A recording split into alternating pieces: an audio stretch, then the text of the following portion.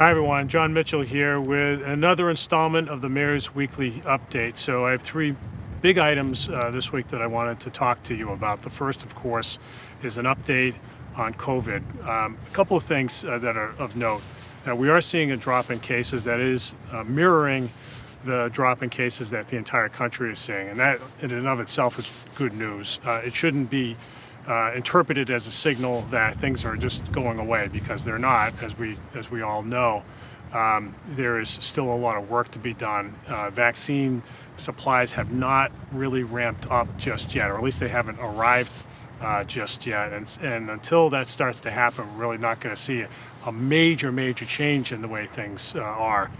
So we have to continue to be careful. We have to continue to wear masks, separate ourselves out from other people all the while, and take all the other precautions. We're in a stretch right now that is very important. We're really trying to get over the hump of the next few months to a point when vaccines are out, people are getting their shots, and things are starting to become a little more normal. So we got to stick with it. On the vaccine front, the city's getting ready. Again, we don't have the vaccines yet.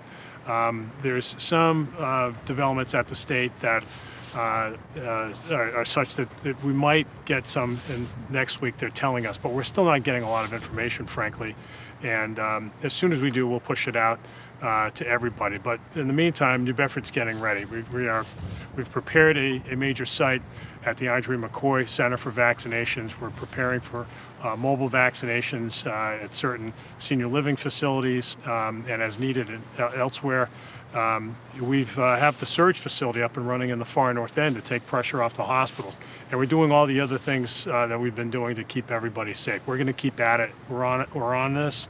And as soon as the state starts to send us more vaccines, we're going to be able to start pushing those out. If you're 75 and older, stay tuned on the state's website. As soon as we get information, we will pass it along. We'll echo it to everybody so that everyone's prepared.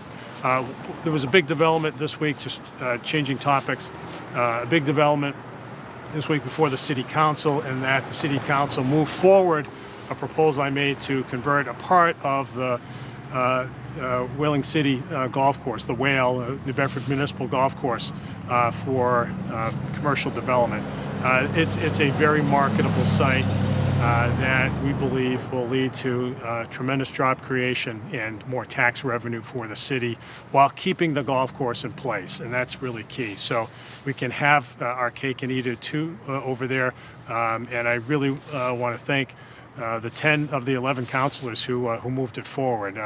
They really were thoughtful about it and got behind it, and now it'll soon go to the state legislature, and we look forward to the work ahead on that. But it's a very promising and hard, complex, but very promising project. So on one final note, this week, as everyone knows by now, former Mayor Fred Kalisz passed away from complications from COVID-19, and this is a really sad moment for the city. Fred Kalisz served for 4 terms as mayor and accomplished a great deal for the city. His time in office was marked by an unwavering devotion to New Bedford and every resident in it. He worked extremely hard.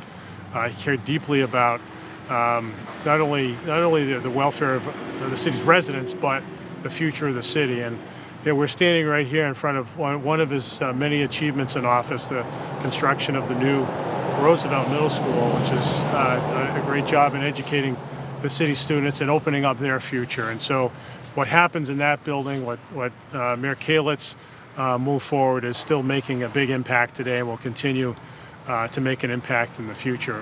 We will miss him. I will miss him as a friend.